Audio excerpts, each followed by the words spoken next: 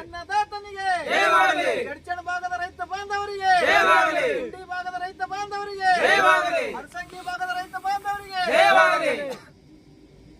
ನಮಸ್ಕಾರ. ಎಲ್ಲ ರೈತ ಬಾಂಧವರಿಗೆ ಏನು ಮೊನ್ನೆ ದಿನ ಮಾರ್ಚ್ 23ನೇ ತಾರೀಕಿನಂದು ನಾವು ಜಳಕಿಯ ಕೆಬಿಜಿಎನ್ಎಲ್ ಕಚೇರಿ ಮುಂದೆ ಈ ಭಾಗದ ಸುಮಾರು ಒಂದು 10-20 ಹಳ್ಳಿಯ ರೈತರೊಂದಿಗೆ ಕೆಬಿಜಿಎನ್ಎಲ್ ಕಚೇರಿ ಮುಂದೆ ಒಂದು ದಿನದ ಸಾಂಕೇತಿಕ ಧರಣಿಯನ್ನು ಮಾಡಿದಂತ ಪ್ರತಿಫಲವಾಗಿ ಈ ಭಾಗದ ಹಲವಾರು ಗ್ರಾಮಗಳಿಗೆ ಕುಡಿಲಕ್ಕೆ ನೀರಿಲ್ಲಾರದೆ ಇಲ್ಲಿರುವಂತ ಎಲ್ಲ ಹಳ್ಳಗಳು, ಕಾಲುವೆಗಳು, ಕೆರೆಗಳು ಎಲ್ಲ ಬತ್ತಿ ಹೋಗಿ ಇಲ್ಲಿರುವಂತ ಪಶು ಪಕ್ಷಿಗಳು ಕೂಡ ಸಾಯುವಂತ ಪರಿಸ್ಥಿತಿ ಆಗಿತ್ತು. ಇದನ್ನ ನಾವು ಈಗಾಗಲೇ ಎಲ್ಲ ಮಾಧ್ಯಮದಲ್ಲಿ ಕೂಡ ನೋಡಿದೆವು. ಆ ಹೋರಾಟದ ಪ್ರತಿಫಲವಾಗಿ ಅಂದಿನ ಕೆಬಿಜಿಎನ್ಎಲ್ ಅಧಿಕಾರಿಗಳಂತ ಮನೋಜ್ ಕುಮಾರ್ ಅವರು ಇರ್ಬೋದು, ಮಾನ್ಯ ಜಿಲ್ಲಾಧಿಕಾರಿಗಳಂತ ಡಾಕ್ಟರ್ ಕೆ ಆನಂದ್ ಅವರು ಮಧ್ಯಸ್ಥಿಕೆ ವಹಿಸಿ ಇಲ್ಲ ಬರ್ತಕ್ಕಂಥ 10ರಿಂದ 12ನೇ ತಾರೀಕಿನ ಒಳಗಾಗಿ ಚಡ್ಚಣ ಭಾಗದ ಏನು ಇದು ಕಾಲುವೆ ಐತಿ, ಅಕ್ವಾಡೆಟ್ ಐತಿ, ಇಲ್ಲಿ ಸುಮಾರು 1 TMC ನೀರನ್ನ ಕುಡಿಲಕ್ಕಾಗಿ ಈ ಭಾಗದ ಎಲ್ಲ ಜನ ಜಾನುವಾರುಗಳಿಗಾಗಿ ಮೀಸಲಿಟ್ಟು ಹೆಚ್ಚುವರಿ 1 TMC ನೀರು ಬಿಡ್ತೀವಿ ಅಂತ ಹೇಳಿ ಮಾತು ಕೊಟ್ಟಿದ್ರು. ಅದರ ಪ್ರತಿಫಲವಾಗಿ ಇವತ್ತಿನ ದಿನ ಅವ್ರು 1 TMC ನೀರನ್ನ ಇವತ್ತಿನ ದಿನ ನಾವು ನೋಡಬಹುದಾಗಿದೆ. ಅದಕ್ಕೆ ಸಂಬಂಧಪಟ್ಟಂತೆ ಈಗಾಗಲೇ ಹಲವಾರು ಹಳ್ಳಿಗಳಲ್ಲಿ ರೈತರು ಕೂಡ ಈ ನೀರು ಬಂದಂತ ಸಂದರ್ಭದಲ್ಲಿ ಸಂತಸವನ್ನು ವ್ಯಕ್ತಪಡಿಸಿ ಎಲ್ಲರೂ ಕೂಡ ಸಿಹಿಯನ್ನು ಕೂಡ ಹಂಚಿದ್ದಾರೆ. ಆದ್ರೆ ಇದೇನಾಗತ್ತಪ್ಪ ಅಂತಂದ್ರೆ ಕೊನೆಯ ಭಾಗದ ರೈತರಿಗೆ ನೀರು ಮುಟ್ಟಬೇಕಾದ ಜವಾಬ್ದಾರಿ ಎಲ್ಲ ರೈತ ಬಾಂಧವರದ್ದು ಇದೆ, ಅದೇ ರೀತಿಯಾಗಿ ಅಧಿಕಾರಿಗಳದ್ದಿದೆ.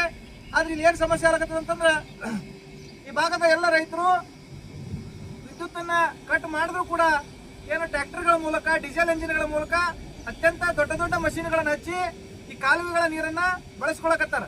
ಬಳಸ್ಕೊಳ್ಳೋದು ತಪ್ಪಂತ ಹೇಳ, ಆದ್ರೆ ಈ ಭಾಗದ ಕೊನೆಯ ಭಾಗದ ರೈತರು ಕೂಡ ನಾವು ನೋಡ್ಬೇಕಾಗ್ತದ. ಅವರು ಕೂಡ ನಮ್ಮ ಅಣ್ಣ ಅದಾರ. ಆ ಭಾಗದ ರೈತರಿಗೆ ಮುಟ್ಟಿದ ತಕ್ಷಣ ಏನು 2-3 ದಿನ ನಿರಂತರವಾಗಿ ನೀರು ಹೋಯ್ತಪ್ಪ ಅಂತಂದ್ರ ಕೊನೆಯ ಭಾಗದ ನೀರು ಮುಟ್ತದ.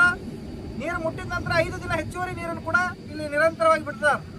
ಅವಾಗ ಏನದ ನಮ್ಮ ಎಲ್ಲ ರೈತ ಬಾಂಧವರು ಹೆಚ್ಚಿನ ಒಂದು ಪಂಪ್ಸೆಟ್ಗಳನ್ನು ಬಳಸಿ ಅದೇನೇ ಆಗಕ್ಕೆ ಮುಂದಿನ ದಿನ ರೈತರು ಕೃಷಿ ಕೂಡ ಬಳಸ್ಕೋಬಹುದು.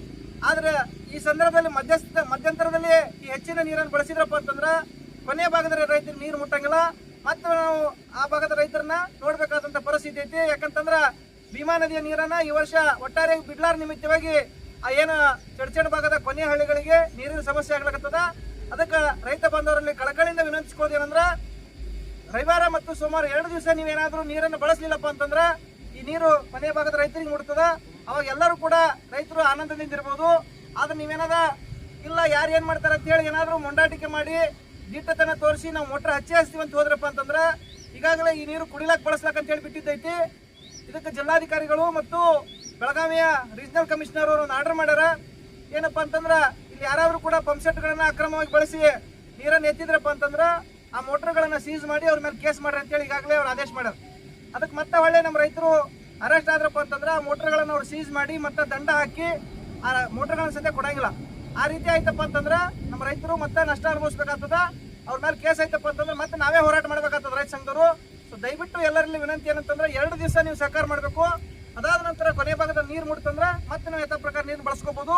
ಇದು ಈ ವರ್ಷ ಚಾಲು ಆಗೈತಿ, ಮುಂದಿನ ವರ್ಷದಿಂದ ಪ್ರತಿ ವರ್ಷ ಈ ರೀತಿ ಅನುಕೂಲ ಆಗ್ತದೆ ಅಂತ ಹೇಳಿ ಎಲ್ಲ ರೈತ ಬಾಂಧವರಲ್ಲಿ ವಿನಂತಿಸಿಕೊಂಡು 2 ದಿವಸ ಎಲ್ಲ ರೈತರು ಸಹಕಾರ ಮಾಡಬೇಕು ಮತ್ತು ಎಲ್ಲರೂ ರೈತರು ಕೂಡ ಸಂಘಟನೆಯನ್ನು ಮಾಡ್ರಿ ಅಂತ ಹೇಳಿ ಸದಾ ಹೇಳಿ ನನ್ನ 2 ಮಾತುಗಳನ್ನು ಮುಗಿಸ್ತೇನೆ.